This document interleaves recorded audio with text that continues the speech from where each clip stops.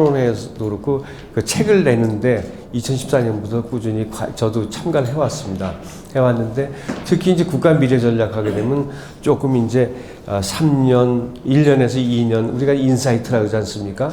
이제 포캐스팅을 할 때 1년에서 2년을 인사이트라고 그러고 3년에서 5년을 트렌드라고 그러고 5년에서 10년을 포사이트라고 그러고 이제 30년 같은 데는 이제 완전히 멀리 나가는 거 아닙니까? 파사이트로 나가는 건데 이거를 포캐스팅이라고 하고 이 포캐스팅 한 다음에 그러기 때문에 30년 후에 10년 후에 우리가 어떤 모습일까를 해서 잘 되는 모습과 못 되는 모습을 그려놓은 다음에 그렇게 안 되려면 지금 뭐 해야 되냐? 백캐스팅을 하거든요. 그래서 미래를 예측하는 그 메소돌로지는 항상 포캐스팅하고 백캐스팅을 해서 지금 이제 전략을 세우는 거거든요. 그런 측면에서 국가 미래 전략 그 카이스트는 굉장히 아주 훌륭한 일을 해왔는데 미래를 아까 우리 최 교수님이 말씀하신 대로 미래 전략 그러니까 조금 먼 듯이 보이거든요. 그럼에도 불구하고 지금 남북 관계는 참 재미나는 게 아주 확실한 과거가 있어요. 그렇지 않습니까? 남북 간의 전후서부터 그 전전서부터 해방 이후에 남북 관계의 어떤 역사가 확실하게 존재하고 있고 지금 엄중한 현실이 있어요. 그렇죠? 현실도 지금 대치라는 정국 엄중한 현실이 있지 않습니까? 그렇지만 또 하나는 몇 가지의 시나리오를 그릴 수 있는 근미래의 미래형 보고서를 쓸 정도의 미래도 있다는 거죠. 그런 측면에서 봤을 때는 국가 미래 전략을 세울 때 남북 과학적 협력 그 문제는 훨씬 다른 것보다도 재미있고 훨씬 더 좋은 케이스 스타디를 할 수 있는 좋은 어떤 테마가 아닌가 이렇게 봅니다. 그런 측면에서 오늘 저는 카이스트가 남북 과학적 협력에 대해서 좋은 테마를 잡았다고 이렇게 생각합니다. 제가 오늘 말씀드리기 전에 한 가지 제약이 있어요. 제약이 뭐냐면, DJ 정부가 이제 98년부터 시작이 돼갖고, 그로부터 이제 10년간 노무현 정부까지 해서 이를테면 국민의 정부, 참여 정부 하지 않습니까? 그 정부 10년 동안은 진보 정권이었기 때문에 남북 관계가 갖다가 되도록이면 많이 풀려고 하는 쪽으로 가서 그 이후에 MB 정권하고 이제 박근혜 정부에서는 보수 정권인데 보수는 아무래도 어떤 걸 진취적으로 풀기보다는 현실을 다지면서 가야 되겠다. 그러니까 북한인 문제를 갖다가 일방적으로 북한 얘기 들어주거나 우리가 한 수 접어주고 들어가는 것이 아니라 대등한 차원은 네가 뭐 하면 뭐 해주겠다고 하는 확실한 거래 차원에서 하다가 보니까 이렇게 좌절이 됐어요. 그래서 저도 마찬가지로 북한 연구를 하는 사람 입장에서는 그 전에 10년간은 상당히 활발하게 북한도 드나들고 평양도 가보고 뭐 바깥에서도 만나보고 금강산도 가보고 북한 또 딴 데도 가보고 했지만은 그 이후로 다시 말씀드리면은 이명박 정부 박근혜 보수 정권 하에서는 다 막혀버렸어요. 그러니까 지난 10년간은 사실상 가보지를 못했어요. 그러니까 그 전 10년은 많이 다녔는데 그 이후에 10년, 지금부터 10년 사이는 공백 기간인 거죠. 그 사이는 주로 제가 중국을 한다거나 연변에 가서 북한 사람들 가끔 볼 수 있다거나 아니면은 단둥이라든가 주로 변경 지역, 두만강, 압록강을 끼고 난 변경 지역에서 북한을 이렇게 넘나다 보는 그런 거밖에 못했고 또 하나는 러시아 블라디보스톡이라든가 이런 지방에 가서 다시 북한을 넘나다 보는. 그래서 북한은 또 하나는 일본 니이가다라든가 이런 데서 니이가다 에리나 연구소라고 있어요. 한북 이쪽 동해권 연구소가 있는데 거기 굉장히 북한 연구를 잘하고 있습니다. 걔네들은 수시로 북한을 왔다 갔다 할 수 있죠. 그러니까 그쪽에 가서 그쪽에 자료라든가 그 사람 얘기를 듣고 또 바라본다는 게 이렇게 간접적이고 보더라도 멀리서 조망하고 이런 거가 있었기 때문에 현실적으로 북한에 아주 깊숙이 인덱스하게 현지에 지금 어떻게 돌아가고 있는지를 아는 데는 한계가 있다고 봅니다. 그럼에도 불구하고 그동안에 쭉 만났던 사람들 지금까지 갖고 있는 네트워크 이런 걸 종합해 갖고 작은 편린들을 모아서 한번 전체적으로 한번 볼까 합니다. 북한이 지금 말이죠. 2018년 현재를 보게 되면 북한의 지금이 이렇게 지금 너무 환하지 않아요? 그림이 좀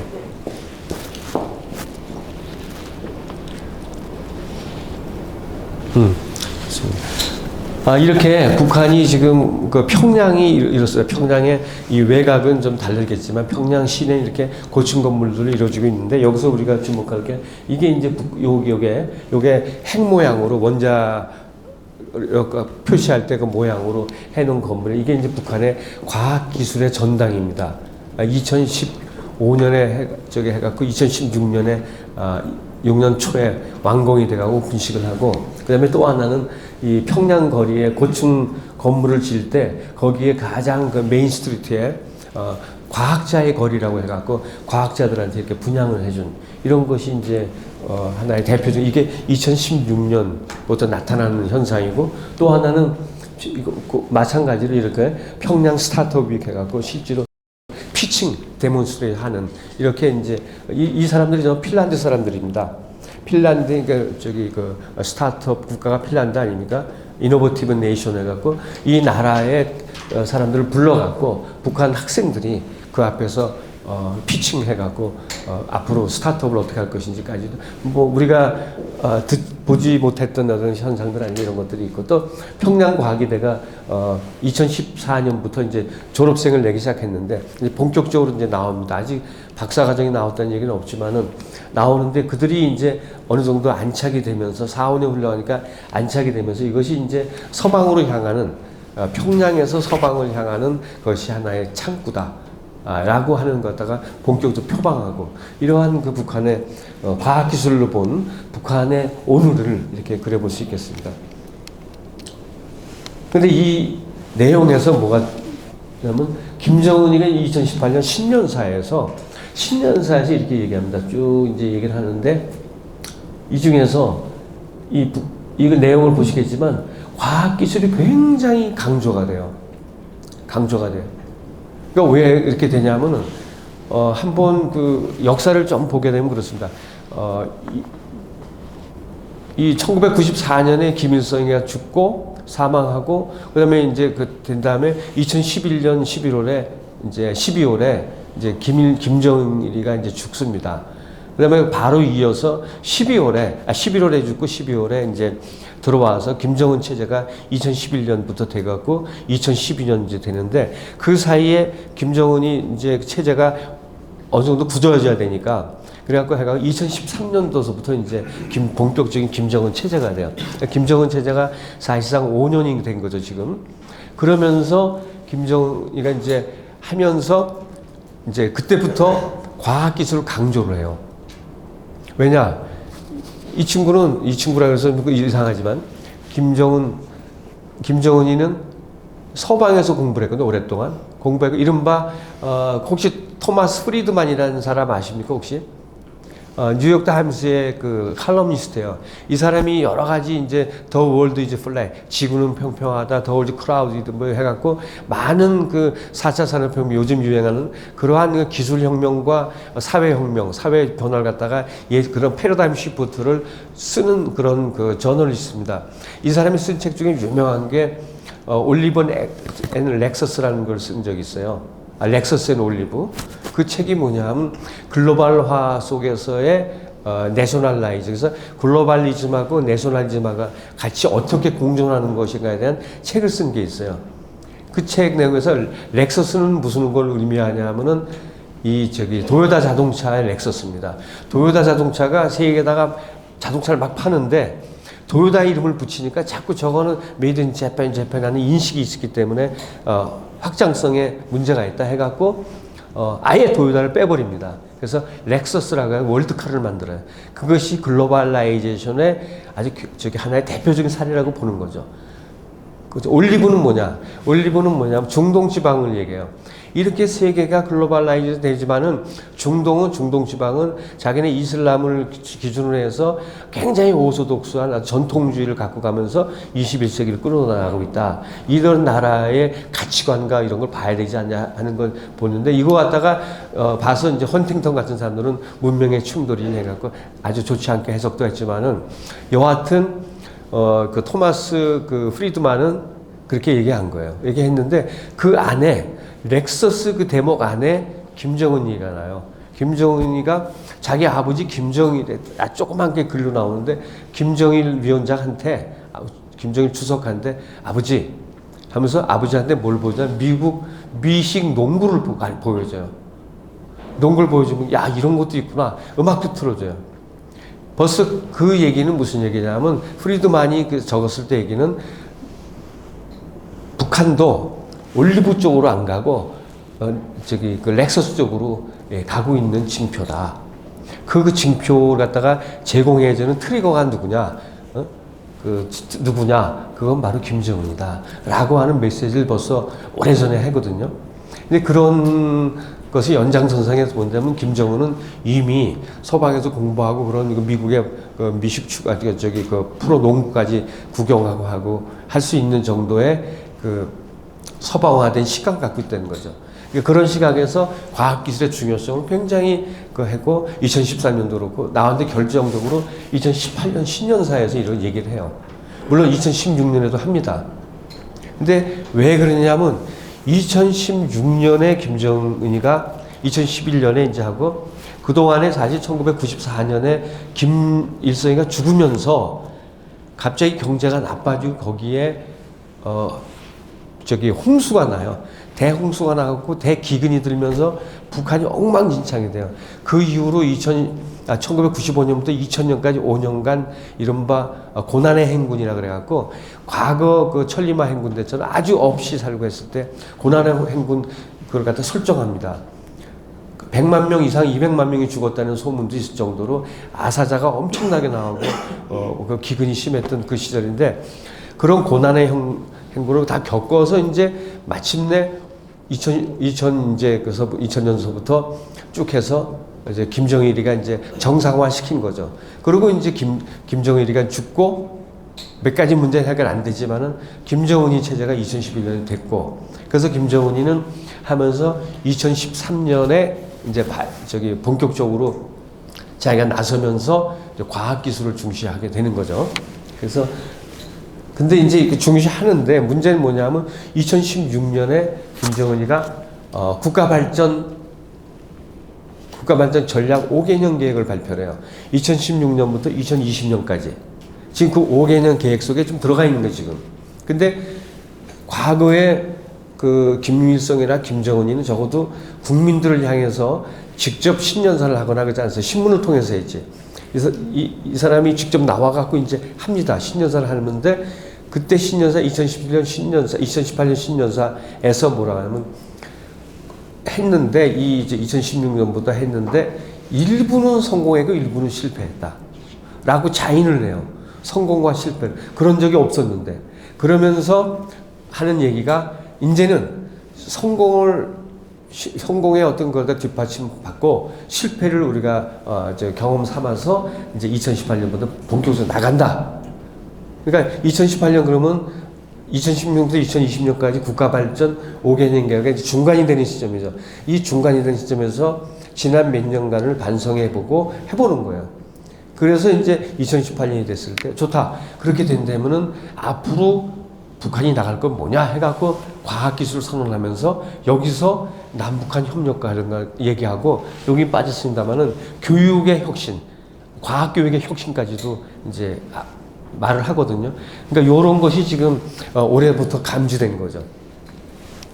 자, 2013년에서는 김정은이가 이제 완전히 자기 체제로 돼갖고 이제 했을 때 북한 전역에서 휴대폰서부터 여기 이제 각 지역들 보게 되면 이제 그 한경도서부터 쭉 일대 이 지역을 보게 되면 다양하게 분위기가 막 좋아지는 게 있어요. 물론 북한 경제를 갖다가 이리적으로 경제가 좋아졌다 나빠져 얘기할 수는 없지만은 어느 정도는 이 배달 경제, 그러니까 배급 경제가 있고 또 하나는 시장 경제가 있고 또 하나는 민중 경제가 있고 여기는 거의 못 사는 사람만 이제 버리는 정책에 있어서 소외되고 배급 경제는 주로 평양이라든가 이런 핵심 도시를 중심으로 해서 공산당원들 중심으로 나가는 경제. 그다음 시장 경제는 일반 사람들한테 시장을 만들어줘 갖고 거래하게 하는 게 이게 세 가지 이게 삼환으로 돼 있기 때문에 이리적으로 북한 경제가 좋아졌다, 나빠졌다. 북한 전체의 그 GDP가 어떻게 됐다라고 판단하기 굉장히 어렵죠. 통계도 어렵고 어느 한쪽만 볼 수도 없지만은 그러나 이 전체적으로 그림으로 봤을 때는 뭔가 2013년엔 굉장히 변화의 어떤 그 동력을 얻고 있지 않느냐라고 하는 걸 볼 수 있었고 아까 2018년에 와서는 이렇게 여실히 뭔가 세계적으로도 보여줄 수 있는 것들이 몇 개 생겼다는 거죠. 그래서 2013년의 기념사를 보면 그 공동사전을 보게 되면 이제 2013년에 당을 중심으로 단결 중국의 무강 번영을 위해 싸우자. 이걸 이제 하면서 2013년이 이제 시작합니다. 그래서 2013년 3월, 1월에 신년 살면 3월에 얘기를 합니다. 영어로 썼는데요. 이걸 갖다가 이제 그 발표한 거를 이제 정확하게 그 미국에서 캐치해서 분석을 해서 한 그 글을 몇 개를 꺼집어냈어요. 그래서 보니까 그레인 플랜, 이건 식량이죠. 식량 생산을 증대하는데 또 하나는 에너지, 지금 똑같은 문제입니다. 식량 에너지 문제. 그 다음에 이제 셀프 릴라이언트, 자강 경제 갖다가 자립 경제 갖다 하는데 도메스틱 리소시스 갖다가 훨씬 더 활성화시켜야 되겠다는 거. 그 다음에 이제 역시 그 자동화라든가 이런 거 CNC 경제라 그래요. 그래서 전체적으로 이건 김정일 때부터 하는데 김정일 말미에 가서는 모든 조선신보라든가 모든 언론의 북한의 언론의 핵심이 시리즈로 나오는 건데 그것이 CNC예요. 우리가 얘기하자면 이것이 이제 CNC가 컴퓨터 뉴머리컬 컨트롤 아니까 공장 자동화죠. 공장 자동화의 공작 기계인데 공장 자동화 개념 우리는 작게 보고 있는데 여기는 좀 크게 나라 전체 과학기술 혁신을 갖다가 현장의 혁신을 CNC라고 표현해요. 그래서 우리가 생각하는 CNC보다는 좀 더 넓게 해석하는 측면이 있습니다. 그런 것이 있었고 또 하나는 이제 이런 이제 그다음에 이제 경제 관리라든가 교육, 헬스케어 이런 것까지도 조금 과학기술을 베이스로 해야 되겠다 해서 전반적으로 이렇게 사이언스 앤 테크놀로지 과학기술을 통한 그 나라의 가야 할 탑 프라이어리티로 과학기술을 하는 이런 것들이 2013년에 이미 됐고 2018년에 가서는 본격적으로 과학기술을 일으키는데 여기서 메시지는 뭐냐면 외부와의 협력도 하겠다는 개방화의 자세를 갖다가 딱 깔고 들어갑니다. 그래서 그런 측면에서 올해가 굉장히 중요한 해고 역시 그런 연장선상에서 이러한 남북의 화학 무드가 형성되지 않았나 봅니다. 작년에 그렇게 으르렁거리다가 갑자기 올해 갑자기 손 붙잡고 어깨 툭툭 치고 이상해지지 않습니까? 그러니까 이런 것들이 사실은 어떤 약간의 불용성선은 있었지만은 전반적인 2013년부터 김정은 체제 속에서는 꾸준히 유지되어 나왔다. 근데 이때 나온 게 뭐냐면 2013년에 한 게 병진 정책이에요. 군사하고 이 경제를 같이 가겠다 하는 투 트랙인데 병진 정책의 하이라이트가 핵입니다. 그래서 2016년에 이제 핵을 본격적으로 하고 엊그저께 이제 핵을 완성했다. 완성했기 때문에 더 이상 안 해도 된다. 안 해도 된다. 이제 그거는 우리가 갖고 있으니까. 그래서 이제 경제로 가야 되겠다. 근데 그 경제는 과학기술을 베이스로 가야 되겠다 하는 것이 김정은의 생각입니다. 근데 핵은 어떻게 되느냐? 글쎄요. 핵은 북한의 그 위에 올라가서 뭐 보면은 산이 너무 깊어가고 80%가 산 아닙니까? 너무 깊어가고 어디다 가는지 진짜 사실 핵을 포기한다 하더라도 검증하기라는 것은 정말 보통 어려운 게 아니에요. 그렇거든요. 카다피 같은 경우는 이 리비아가 핵을 갖다가 무장해제 핵을 포기할 때 핵이 80%도 완성이 안 됐을 때 포기했거든요. 그때 검증 서류가 10트럭이었었어요. 근데 여기는 완전히 끝났잖아요. 수소폭탄까지 갔으면 몇 트럭 분의 서류를 갖다가 조사해야지 될 것 같습니까? 어마어마하죠. 그 다음에 지역이 구석구석에 있는데 그렇지 않습니까? 심지어 풍계리를 갖다 얘기하는 사람이 그런 얘기를 해요. 풍계리 폭파시키는 거 그거는 그래요. 운전면허 딴 사람한테 운전면허 따고 나서 면허시험장 없앤 거하고 똑같지 않냐 이렇게 시니컬하게 하는 사람도 있어요. 여하튼 재미나는 거는 풍계리 그래도 인심 써가고 풍계리 파괴하는 거 보여줬는데 바로 그날 그냥 안 하겠다고 하는 것도 또 그 좀 괘씸하지 않습니까? 서로가. 그러니까 이게 이제 바둑에서 보자면은 마지막에 바둑 두는 분 계세요? 바둑에서는 이 눈 터지는 개가 바둑이라는 게 있어요. 빡빡하게 돌아가는데 마지막에 반집이기냐 한집이기냐 갖고 외교 정치 외교에서는 그 압도적인 승리가 없잖아요. 주거니 받거니 하는 거. 바둑에서도 프로들끼리는 반집 승부, 한집 승부지 이렇게 여간에서는 이렇게 안 나거든요. 이거 갖다 개가 바둑이라고 해요. 집 세는 건데 그것도 더 심하게 눈 터지는 바둑. 하도 똑바로 쳐다봐 갖고 하도 칙시하고 눈이 터질 정도까지 이렇게 심각한 바둑을 갖다가 눈 터진 개가 바둑이라는데 마치 지금 그 국면이 아닌가. 아주 한 수 한 수가 지금 아슬아슬한 측면, 이런 측면에서 서로가 치고받고 빠지고 들어가고 하는 아주 교묘한 어떤 전략이 들어와 있고, 한국이 거기서 이제 뭐 지금 물을 먹었다 어쩌겠다 뭐 하지만은 인내를 갖고 지켜볼 수 있는 좋은 시점이 아닌가 봅니다. 여하튼 이렇게 이제 그 북한이 이런 변화를 가져왔어요. 그 다음에 대표적으로 그런 변화의 핵심이 이제 이런 경제 특구 현황들 해서 대개 보면은 과거에 이제 이런 이제 여기에 이제 신의주라든가, 아니 신의주는 열렸었고, 개성공단도 2002년이라든가, 금강산도 2002년, 아주 일찌감치 개방됐던 데고, 나머지를 보게 되면 대개 2013년을 고비로 해서, 그러니까 김정은 체제가 어느 정도 안정이 되면서부터 시작한 그 특구들이 이렇게 많습니다. 이런 특구들 내용 보면 뭐 전부 다 공업, 농업인데, 이것도 전부 과학기술자들, 기술자들을 상대로 과학이라고까지는 뭐하지만 기술자들하고 과학자들이 모여서 만든 이러한 어떤 시스템들. 그래서 나름대로 이러한 요즘식으로 해석하자면은 얘는 특구라고 하지만 요즘식으로 얘기하면 혁신 클러스터가 되겠죠. 우리말로 하자면은. 그러니까 이런 식으로 혁신 클러스터들이 굉장히 많이 있는데 대개 2013년을 고비라는데 문제 보면 2013년을 해갖고 그 이후로 된 건 없지 않습니까? 무슨 얘기냐면 2013년이라고 하는 해는 지난 우리 남북 관계가 좋아진 게 이제 끝날 시점이에요. 그러니까 남북 관계 좋았을 때 아이디어를 내 갖고 막 했는데 2012년에 이제 이명박 정권 들어오고 막 하면서 이제 끊어지잖아요. 끊어지면서 여기도 2013년 이후로는 그렇게 크게 진전된 게 없는 거죠. 그러나 여전히 2013년이라고 하는 것은 얘네들을 봐서는 과학기술 정책으로 봐서는 김정은 체제 속에 이포크 메이킹 할 수 있는 그런 그 시점이었다고 볼 수 있는 거죠. 2005년 전입니다. 자, 지금은 어떻습니까? 제가 최근에 벌어지고 있는 거다가 이렇게 날짜별로 정리를 해봤어요. 그랬더니 3월 25일 날, 그 전에 이제 남북 정상회담 한다고 이제 터트렸지 않습니까? 터트리자마자 바로 김정은이가 달려가갖고 베이징에서 3월 25일 날 회의하고, 그 다음에 이제 그러다 보니까 일본도 놀래갖고 지금 바로 그냥 이제 미국에 뛰어가갖고 플로리다 가서 이제 또 이제 아련하고 이제 하지 않습니까? 아, 우리 좀 빼지 말아주세요. 그리고 이제 알랑방 여기 방송 나가는데 좀. 남북 정상회담이 이제 4월 27일 날 이렇게 이제 열리게 되고, 그 이후로 이렇게 쭉 나갑니다.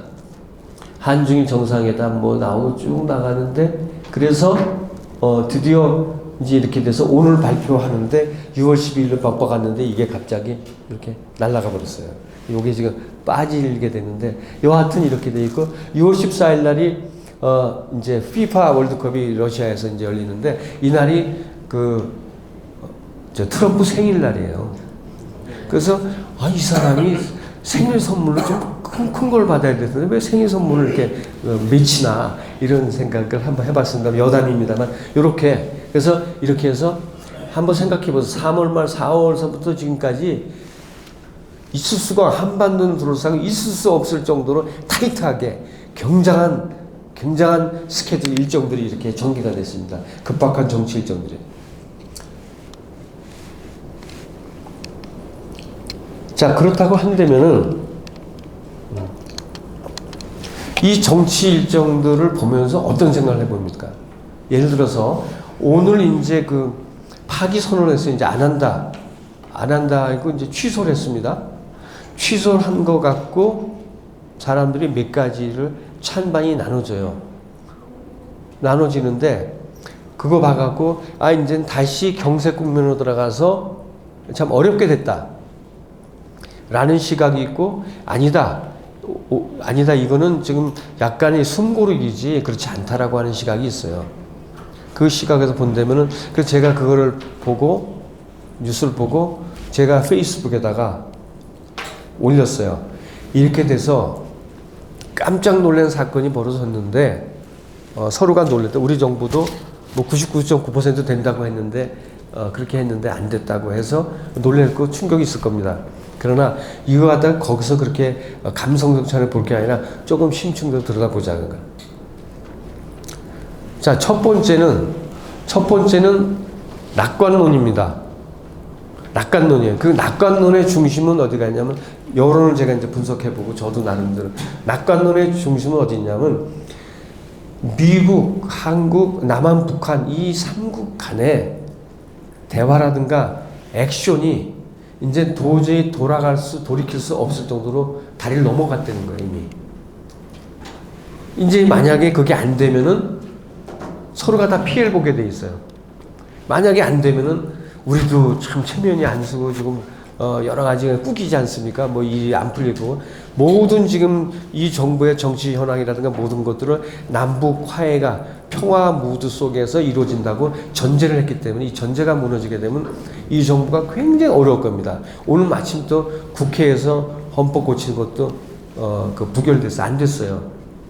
안팎으로 굉장히 어렵게 되는 입장이 되고, 마찬가지로 김정은이도 저렇게 뭐 풍계리까지 박살내고 뭐 어쩌고저쩌고 그 북한 주민들 다들 참아라, 의아해하는 사람들한테 참아라 하고 방송에까지 떠들었는데 안 된다 그러면 당한 거 아니냐. 그 내부 그 소란이 보통이 아닐 겁니다.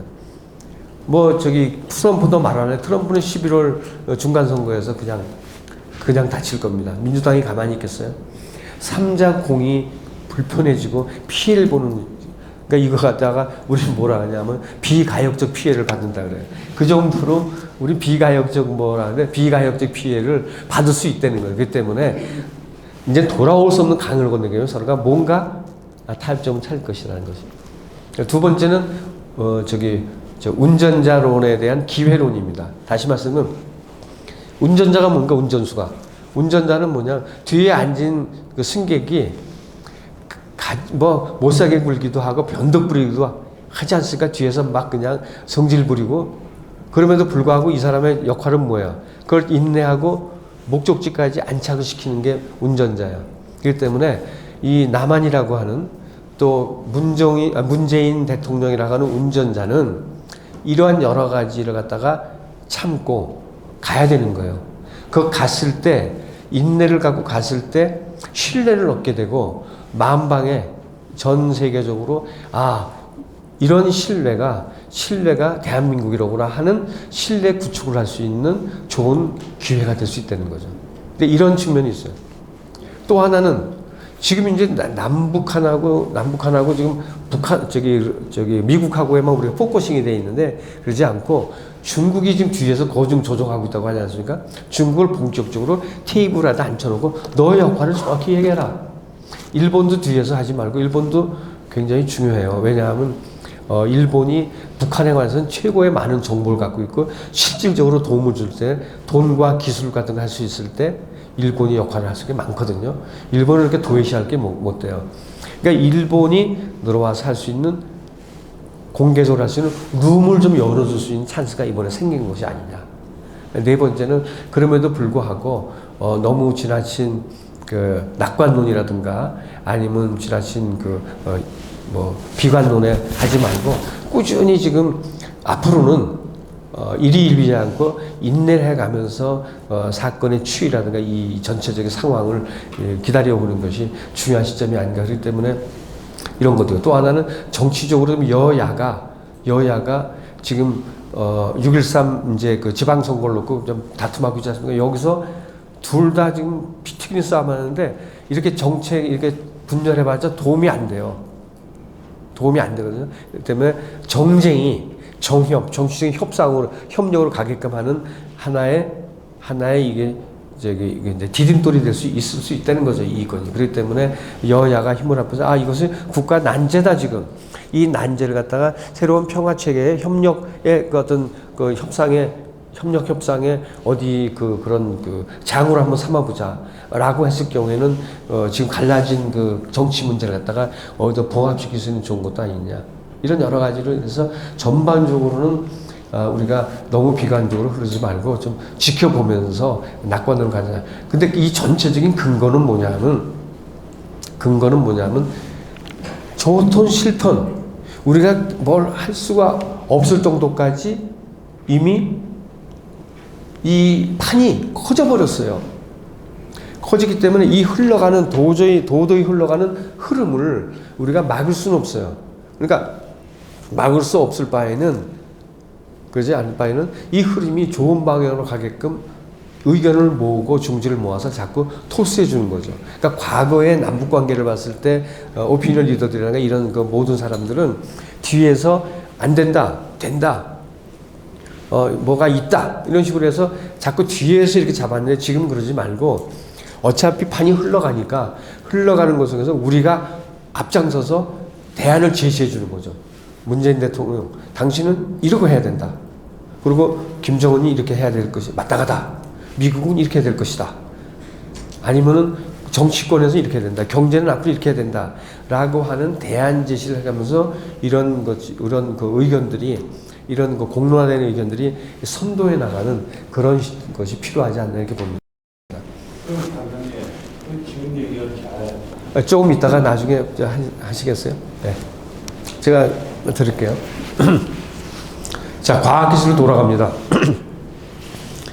제가 10년 전에, 2013년, 10년, 5년, 5, 6년 전에, 이걸 봤는데요. 지금. 그때 그 미국이 그 규제를 가하기 전에, 미국이 북한하고 어떻게 했는지 터보려고 하고 실제로 많은 민간 차원에서 정치는 굉장히 불확실하지만 민간 차원에서는 비정치적이기 때문에 훨씬 더 그 플렉시블하게 유연성 있게 접근할 수 있겠다고 여러 가지 그 액션을 취합니다. 그 액션을 제가 정리해 봤어요.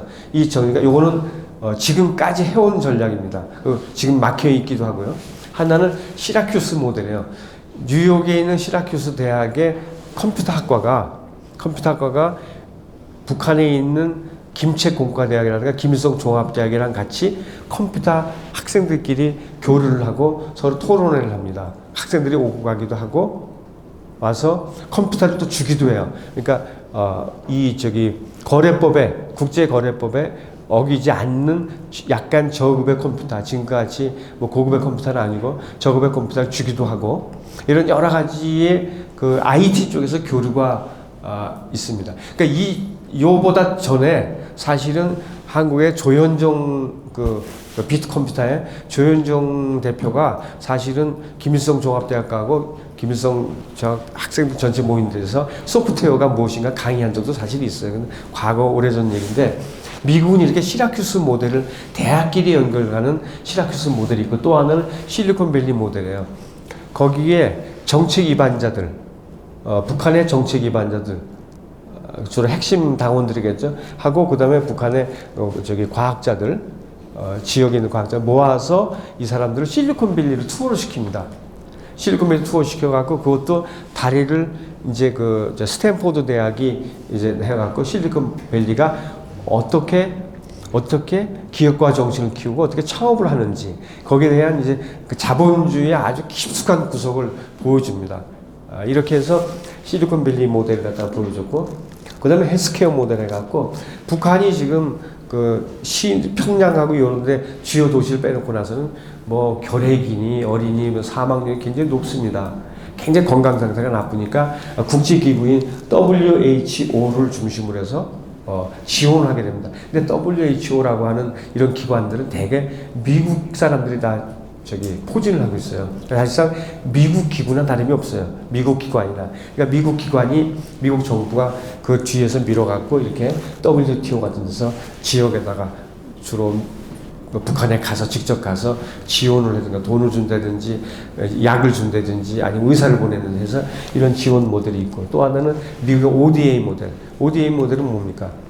분산형으로 돈을 줘서 아니 기술을 집어넣어서 분산형으로 거기 가서 그 지역에 맞는 맞춤형 기술하면 서포트를 해준 거죠. 조그만 학교를 짓는다든지 병원을 짓는다든지 아니면 조그만 소수력 발전을 만들어준다든지 댐을 좀 한다든지 아니면은 청정하는 물을 갖다가 공급하게끔 수도 시설을 갖다가 간이 수소 시설 아니면 정화 시설을 만든다든지 이러한 ODA 모델 그러니까 이렇게 북한을 도와줄 수 있는 북한과 협력할 수 있는 다양한 접점을 가진 모델이 있었다는 거죠. 지금도 일부는 하고 있는데 그렇게 활성화되고 오바마 정권하고 오면서 활성화가 안 되고 특히 이제 한국 정부가 그렇게 아주 단단한 구조 속에서 갖고 있기 때문에 협력의 채널을 닫고 있었기 때문에 그 사이에 역시 다른 나라들도 한국이 나만이 더 닫고 있으니까 다른 나라들도 접근하기가 껄끄러운 거 아니겠습니까? 그래서 닫아갖고 이런 것들이 이렇게 활발하게 운영되지는 않고 있었고 또 하나는 이제 그러나 최근 들어와서 조금 요 며칠 사이에 달라진 게 있어요. 뭐냐면 이게 한중일하고 북한하고의 관계가 이상한 형태가 생겼는데 이건 뭐냐면 며칠 전에 한중일 서밋이 열렸어요. 한중일 정상회담이 도쿄에서 열렸거든요. 그래서 한국에서는 우리 문재인 대통령이 갔고 일본의 아베가 갔고 중국에서는 이제 리커창이 이제 간 거죠. 총리가 간 거죠. 그래서 세 사람이서 협상을 하고 이제 끝났어요. 경제협력까지가 끝났는데 이 리커창이 지금 어디 가냐면 삿포로로 날아갑니다. 홋카이도로 날아가서 거기서 큰 회의를 열어요. 그러니까 중일 일중 사업가 경제협력회의를 여는데 일본의 지자체 단체장들하고 중국의 성청 대표들 지자체 단체장들하고 모여서 지역 간의 협력을 갖다가 한번 해보자. 국가 간의 협력은 이미 다 했으니 더 이상 이거는 의미가 없다. 분위기만 풀어주면 된다. 그 다음에 지역 간의 협력에서 지역 간 협력을 이렇게 합니다. 이렇게. 그래서 여기에 이제 리코창이 나오고, 그 다음에 이제 아베가 나와갖고, 실제로 중국의 어떤 사업, 성청장들하고 일본의 성청장들에서 지역의 대표들이 모여서 하고 있고, 물론 이 자동차 회사는 도요타 자동차예요. 도요타 자동차 사장이 나와서 직접 설명을 하고 하는데, 이러한 모델이 굉장히 특이한 모델로서 이제 존재하는 거죠. 왜 그러느냐? 아마도 정상회의가 지금 몇 년 만에 열렸거든요. 국가 간에 조금만 틀어져도 정상회의가 안 열려요. 그러나 이것이 너무 오랫동안 갔을 경우에는 오히려 국가 간에 장벽을 쌓게 되고 너무 어려우니까 민간 차원에서 한번 문을 열어보자고 하는 암암리에 생긴 컨센서스 같아요. 그래서 그런지 이렇게 돼 있고. 그런가 하면은 그 이후에 북한의 지역의 대표들이 시장이라든가 하몽시 대표들이 중국을 중국 방문해갖고 이 시진핑을 만나요. 만나서 인사한 다음에 이 사람들이 어디를 가냐면 중관촌도 가보고 그다음에 또 이제 작물과학연구소 과학원이라든지 주로 과학과 관련된 것 갖다가 갑니다. 그래서 거기서 협력선을 또 찾게 되고 그래서 이런 식으로 해서 북한도 역시 북한의 지역이 있겠습니까?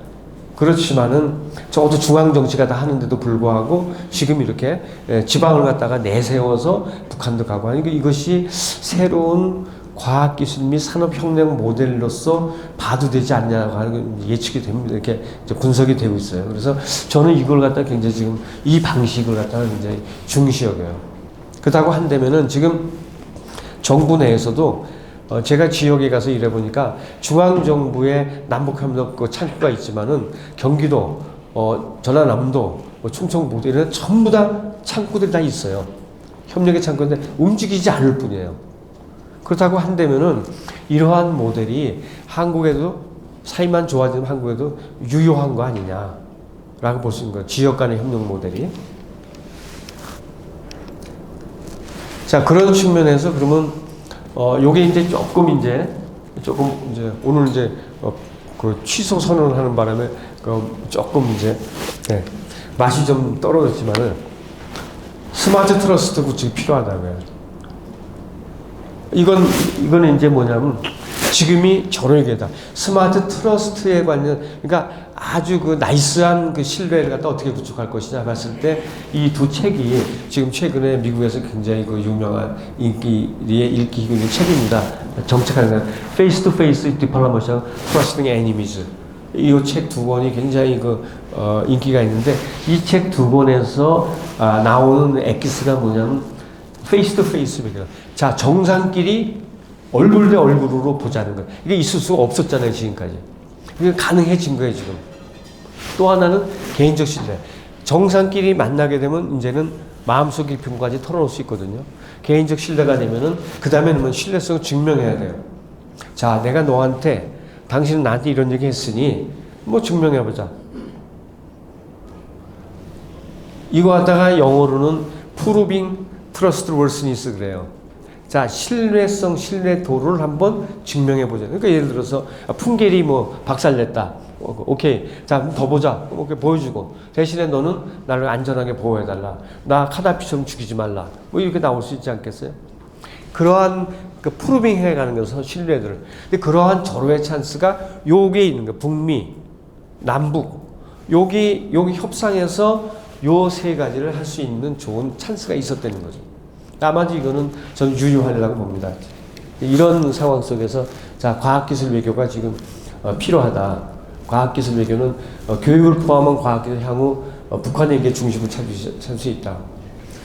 그래서 과거에 미국하고 중국하고 러시아 기술 협력 같은 거 사례들이 있어요. 이런 사례를 중심해서 북한하고의 교류를 할 수 있다는 거. 또 하나는 과학기술 외교가 국가 간 신뢰 구조가 결정된 역할을 할 수 있다. 그래서 미국, 러시아가 그렇게 의논되고 싸웠지만은 우주 협력했고 백신, 만연병 번지는 이런 질병에 대해서 같이 백신 협상을 하고 협력을 했던 그런 기억이 있습니다.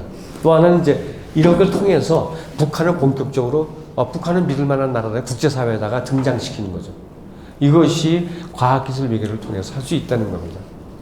그러니까 김정은이가 올 신년사에서 과학기술을 주장하고 남북한의 협력을 갖다가 얘기했고 그다음에 교육 개혁을 갖다 얘기한 것들도 보면은 이러한 과학기술 외교에 대해서 기대를 할 수 있는 측면이 있다는 거죠, 어느 정도.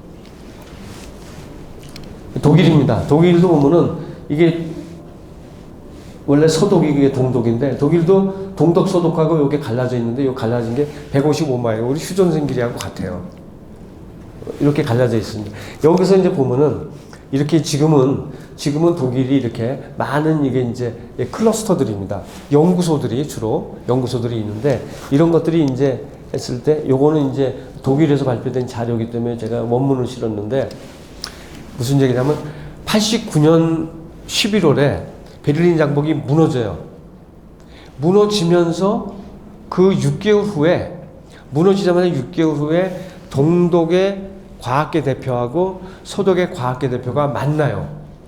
만나갖고 무슨 얘기를 하냐면 자 이제는 만약에 통일이 됐을 경우에 우리 과학기술을 갖다가 어떻게 할 것이고 과학이 어떻게 통일된 국가 속에서 기여를 할 것인가 이른바 United Scientific Landscape로 만들어요.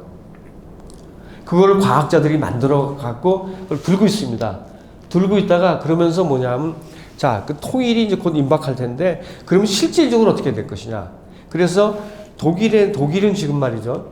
4개의 연구단체가 있어요. 독일은 하나는 막스 플랑크 연구가 하나는 프라운호퍼가 있어요. 또 하나는 헬르몰츠가 있고 또 하나는 라이프니츠가 있어요. 근데 독일은 엄격하게 잡 디스크립션이 돼 갖고 할 영역이 다 달라요. 막스 플랑크는 철저한 기초연구, 노벨상을 갖다 겨냥해 볼 수 있는 철저한 기초연구예요. 두 번째 헬르몰츠는 빅사이언스, 원자력이라든지 아니면 뭐 에너지라든지 할 수 있는 이러한 무기라든지 할 수 있는 빅사이언스 아니면 퓨처 사이언스를 하는 데가 헬르몰츠예요. 그 다음에 이어서 라이프니츠는 그러한 기초 연구를 갖다 통해서 시장으로 나가게 할 수 있는 응용 연구를 해줘요. 라이프니츠. 네 번째 프라운호퍼는 완전히 돈 버는 시장 연구예요. 이 네 가지 이렇게 돼 있고 우리나라는 25개 이공계 연구기관이 그렇게는 안 돼 있지 않습니까? 독일이 이렇게 네 가지 돼 있는데 그래서 근데 제국 꼭대기는 막스 플랑크. 그래서 막스 플랑크가 컨트롤 타워가 돼요. 야, 통일 후에 뭐가 될까? 컨트롤 타워가 되고 그다음에 라이프니츠. 왜냐하면 전쟁이 2차 대전이 끝난 다음서부터 해서 보니까 동독하고 서독이 보니까 과학기술 차가 너무 나는 거예요. 근데 동독은 이제는 더 이상 기초연구를 할 수가 없어요. 왜냐하면 먹고 사는 게 급하니까. 그래서 전부 응용연구로 빠져오는 거예요. 시장연구 아니고 용연구에서 돈 버는 쪽으로. 그리고 이 기초연구 안 되니까 전부 외국과 갔다가 베껴서 겨우겨우 따라간 거예요. 장비도 열악하고. 그러다 보니까 동독하고 서독이 만났을 때 협상할 수 있는 접점이 없는 거예요. 그래서 어떻게 하냐면 막스 플랑크가 컨트롤 타워 역할을 하고 접점은 라이프니츠를 갖다 접점을 시켜요. 적당하죠. 라이프니츠는 응용연구 하는 데고 시장화로 간 건 아니고 응용연구, 기초연구도 아니고 동독이 그랬거든요. 동독의 연구기관이라고 그래서 동독 연구기관을 전부 통합해서 라이프니츠 밑으로 집어넣어요. 근데 여기서 중요한 거는 그 끝난 다음에 90년 10월에 통일이 됩니다. 딱 1년 후에 통일이 됐을 때 통일 조약을 맺는데 통일 조약 문구에 이게 들어가요. 과학기술을 기반으로 한 국가 비전이 통일 조약의 가장 중요한 문구 중 하나 들어간다는 거예요. 그러니까 통일에 있어서 이렇게 이제 된다는 거죠. 역할을 했다는 거죠. 그래서 결과적으로 보게 되면 자 90년에 통일이 돼요. 그 이후로 서독이 엄청난 돈을 쓰고 하면서 동독과 함께하면서 독일이 경제가 급침체돼요. 그 20년 넘게 걸립니다. 그 사이에 독일이 개편을 하고 뭐 여러 가지 뭐 노동계약 뭐 다 독일 전체가 뒤집어지는 혁신을 일으켜요. 혁신을 일으켜갖고 결국은 2000년대 이제 가는 거 아닙니까? 그러면 그 시점에서 누가 나오냐? 메르켈이 나와요. 메르켈이 동독 출신의 물리학자예요. 이 사람은 서독 사람이 콜 수상이 자기 밑으로 써갖고 수상을 시켜서 지금 12년째 하고 있는 거예요, 지금. 그러면 메르켈 때 메르켈이 나와서 이제 하는 겁니다. 그래서 결국은 이때 10년 넘어가면서 이제 20년 동안 투자한 것이 나타나기 시작해요. 그래서 2013년, 4년, 5년 되면서 드디어 인더스트리 4.0, 오늘날 4차 산업혁명의 중심인 인더스트리 4.0이 2016년에 발표가 되는 거예요. 그 전에 2012년에 이미 하이테크 2020에서 이미 발표를 해버려요. 2012년에. 그러니까 20년 동안 이 역할이 꾸준히 과학계가 쫙 해온 거예요. 통일 전서부터 통일을 만들고 통일의 조약 속에서 과학기술 중심으로 하는 그런 하이테크 국가라고 하이테크 2020이라고 하는 국가 전략을 만들어서 하고 그것이 2012년에 인더스트리 4.0이 나오고 2016년에 드디어 다보스에서 세계가 4차 산업혁명에 들어갔다고 오늘날 가고 있는 거예요. 그렇다고 본다면은 독일의 통일에서 과학기술이 한 역할과 이것이 한국에 주는 역할이 남북의 역할이 얼마나 큰지 알 수 있겠죠. 그래서 이제 이런 양도적 기술 차이라는 게 테크니컬한 겁니다. 그리고 우리는 지금 이미 2004년에 14년에 남북과학기술 교류 기본계획이 과학기술계획이 있어요. 그리고 누가 하겠다는 거예요. 예를 들어서 한국과학기술총연합회가 한다든지 과학계가 한다든지 전체 스크럼이 짜 있어요.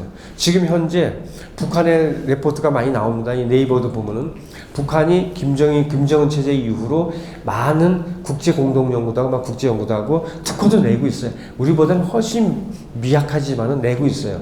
그만큼 접점이 많이 생기고 교류할 소지가 많이 생겼다는 거죠. 이런 그 기본기이기 때문에 지금 중요한 것은 하느냐 안 하느냐 문제예요. 언제 하느냐는 문제. 그러니까 결정이 중요한 거지 환경이 없는 건 아닙니다. 지난 10년 동안 이렇게 2090년부터 이렇게 해왔어요, 우리가. 그러다가 2000대 벌써 7년, 12년에 이미 끝이 났어요, 여기서. 그래갖고 한 6, 7년간 지금 완전히 지금 남북한의 과학기술 교류도 지금 중단되어 있는 상태죠. 그러니까 빨리 제도는 다 돼 있고 이제 빨리 이제 복원시키는 일만 남았죠. 이렇게 결과는 그래서 남북한이 그걸 통해서 뭐냐면 남북 과학기술 교류가 협력이 중요한 게 아니라 포스트가 중요해요. 그럼으로 인해서 그래서 그 다음이 중요한 그 소화에 대한 답이 이겁니다. 남북 신뢰 규칙을 통해서 점, 선, 면, 점 어느 기관과 기관 간에서 그 다음에 지역에서 면은 뭐냐면 북한 전체와 남한 전체 그 다음에 우리가 동북아 이쪽 같은 거 할 수 있다는 거죠. 그래서 점선 면으로 나가는 그런 시대를 갖다가 만들어야 되는 거. 또 하나는 신만주노믹스. 이 만주 지방인가 동북 삼성 아닙니까? 동북 삼성 저기 중국의 북쪽 이 삼성이 우리 이제 동족들이 많이 가 있잖아요 지금. 그래서 이 이제 조선족들이라고 그러고 저쪽은 이제 러시아 쪽으로 하는 사람 고려인이라고 그러고 조선족이라고 뭐 그들이 붙인 건데 맞지는 않아요 사실. 그러나 이런 이제 그쪽 지역이 굉장히 번성하고 있으니까 그런 걸 통해서 남북한과 이 만주가 어우러지는 그런 뉴 만주노 믹스 같다 한번 생각해 볼 수도 있지 않느냐 그런 측면에서 신북방 경제권을 글로벌 경제권을 갖자. 동북 삼성 환황의 디아스포라는 그쪽 지역서부터 일본 블라디보스톡 이쪽 저기 러시아 동북 삼성에서 쭉 해서 동유럽까지 가는 이 선상에 키르기즈스탄, 아프가니스탄 아니 저기 우즈베키스탄 이런 데 있지 않습니까? 이런까지 이어지는 우리나라 동족들이 가 있는 동포들이 가 있는 이런 디아스포라를 갖다가 연장선상에서 볼 수 있다는 거죠. 그리고 또 하나는 중국의 1대1로. 1대1로가 보니까 지금 이제 중국에서부터 해갖고 유럽 가는 육로, 옛날에 실크로드, 그 다음에 바다로 가는 이제 게 있는데, 1대1로의 핵심을 들여다보게 되면 중국의 전략이 중국의 과학기술이 들어가서 움직이는 거에 있어요. 밑에는 과학기술이고 위에는 산업정책이고. 그래서 과학기술 정책의 하나의 표본으로서 1대1로 전략이 좀 필요하다. 그래서 제가 중국 사람들 만났을 때 1대1로 전략은 과학기술 전략이다. 맞냐 틀리냐 물어보기도 한 적이 있는데 틀리다고 얘기하지 않아요. 내심 과학기술 전략. 그 다음에 거기다가 교육혁신을 일으켜갖고 전부 그쪽 1대1로 안에다가 학교를 만들어갖고 전부 중국식 교육을 시키려고 하는 과학기술 교육이라든지 이런 시키려고 표준화도 운동도 하고 이런 전략이 있습니다. 그런데도 우리가 과학기술 협력으로 뚫고 나갈 수 있다.